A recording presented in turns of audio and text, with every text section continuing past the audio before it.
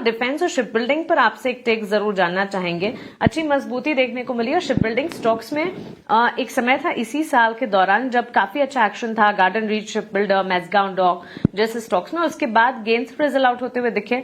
वापस से ये स्टॉक जो है वो बढ़ने की कोशिश करते हुए आज के सत्र में Cochin shipyard, BDL, GRSC, BML में 2 से 3% की तेजी है। किन्होंने अगर एग्जिस्टिंग पोजीशन बनाकर रखी है, इस तेजी को प्ले आउट करना चाहिए या फिर बरकरार रखना चाहिए अपनी पोजीशंस को? जिन लोगों ने ऑलरेडी पोजीशन बना के रखी है, जैसे जीआरएससी हो गया, एससीआई हो गया, या तो दूसरे काउंटर हो गए जहां पे एक अच्छी खासी मोमेंटम आज के दिन में हमें देखने को मिल रही है। व्यू डेफिनेटली यहाँ पे पॉजिटिव साइड का बन रहा है। आज के दिन में बहुत ही बढ़िया मोमेंटम, 2-2.5% की मोमेंटम हमें स्टॉक में देखने को मिल रही है। कोचिन शिपयार्ड मस्टॉक की बात करें तो वो भी 2 से 2.5% ऊपर है। कोचिन शिपयार्ड 1690 के अराउंड चल रहा है, मस्टॉक चल रहा है 2625 के अराउंड। मैं कहूंगा कि ये जितने भी रिलेटेड स्टॉक है, अगर पोजीशन आपने बना के रखी है तो यहाँ पे होल्ड करके चलने की सलाह रहेगी। अगर नहीं बनाई है तो मैं कहूंगा कि this would be the perfect time जहां पे आपको पोजीशन बना के चलने की सलाह डिफेंस काउंटर डिफेंस स्टॉक में रहेगी। वन बाय वन करके 3 स्टॉक की बात कर लेते हैं, लेवल बात कर लेते हैं, ज्यादा डिस्कशन करने से अच्छा है।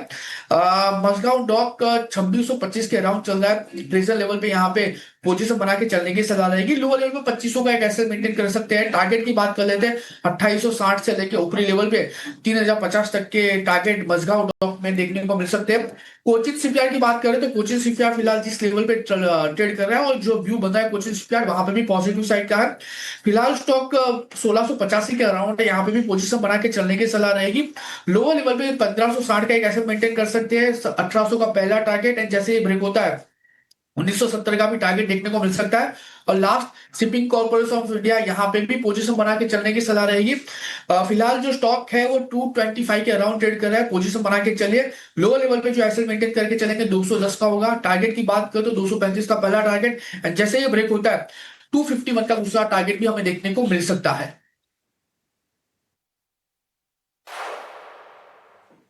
चलिए बिल्कुल, तो मिड कैप में तेजी वाले शेयर्स का पूरा एक्शन और उस पर कुणाल का टेक इस वक्त हमने जाना, लेकिन साथ साथ अब मिड कैप में गिरने वाले स्टॉक्स की लिस्ट पर भी फोकस होना चाहिए। वैसे तो मार्केट में पार्टिसिपेशन कम है और इसी के चलते मिड कैप वाइज भी स्टॉक वाइज हम देख रहे हैं रेंज बाउंड कामकाज है, लेकिन उसमें सबसे ज्यादा गिरावट जहां पर देखने को मिल रही है surprisingly food delivery space and scripts like Swiggy, eternal में हम बिकवाली का दबाव देख रहे हैं। इसके अलावा कुछ तमाम एक्सचेंज एंसलरीज में गिरावट है, ईएमएस से जुड़े स्टॉक्स टूट रहे हैं और मिड कैप आईटी प्लेज में भी बिकवाली का दबाव नजर आ रहा है। कुणाल, स्विगी में बिकवाली है और ये बिकवाली जारी है काफी समय से। फेस्टिव मोड है, वेकेशन टाइम है, तो क्या फूड डिलीवरी स्पेस में एक डिमांड में बढ़ोतरी होगी, उसका इम्पैक्ट इवेंचुअल नहीं दिखना चाहिए? गिरावट क्यों, 2% की तेजी? इसके अलावा एक्सचेंज एंसलरी में मोतीलाल ओसवाल, ईएमएस स्पेस में डिक्सन टेक्नोलॉजीज, कोफोर्ड जैसे स्टॉक्स जहां पर गिरावट हाथ लगी है।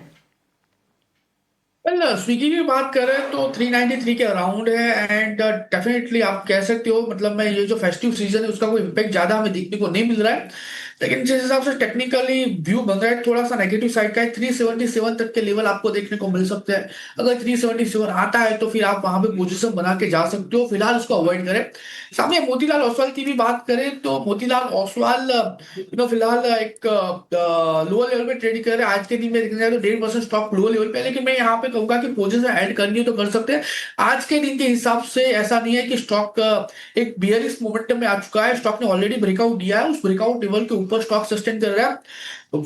880 के अराउंड स्टॉक ट्रेड कर रहे हैं। 880 के अराउंड हम यहाँ पे पोजीशन बना के चलेंगे। ऐसा थोड़ा सा लंबा आएगा, 820 का आएगा, लेकिन अच्छे खासे टारगेट हमें यहाँ पे देखने को मिल सकते हैं। सबसे पहला जो टारगेट होगा वो 925 का होगा, 925। जैसे ये ब्रेक होगा 1000 तक के भी टारगेट आपको मोतीलाल ओसवाल में देखने को मिल सकते हैं। सामने डिक्सन टेक्नोलॉजीज की बात कर लेते हैं तो डिक्सन टेक्नोलॉजीज में एक अच्छा खासा करेक्शन हमें देखने को मिला है। उसके टॉप से एक टाइम पे स्टॉक 18,400 के लेवल पे था, फिलहाल स्टॉक 12,455 के अराउंड ट्रेड कर रहा है। टोटली अवॉइड करके चलने की सलाह रहेगी।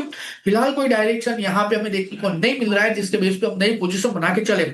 एंड सामने कोफोर्ज की बात करते हैं जो चौथा और लास्ट स्टॉक है। अगर कोफोर्ज इस लेवल पे अगर हम एनालाइज करें सो पिछले कुछ ट्रेडिंग सत्र से ये स्टॉक लगातार नेगेटिव मोमेंटम में ही है। मुझे लग रहा है कि ये नेगेटिव मोमेंटम और आगे कंटिन्यू हो सकता है और इसके बेस पे 1640 से लेके लोअर लेवल पे 1540 तक के लेवल दिखा सकता है। 1640 से लेके 1540 तक के लेवल दिखा सकता है। अगर वहां पे आता है तो ही खरीदारी करके चलने की सलाह है। प्रेजेंट लेवल से ना ही हमें शॉर्ट की सलाह है, ना ही बाय करके चलने की सलाह है।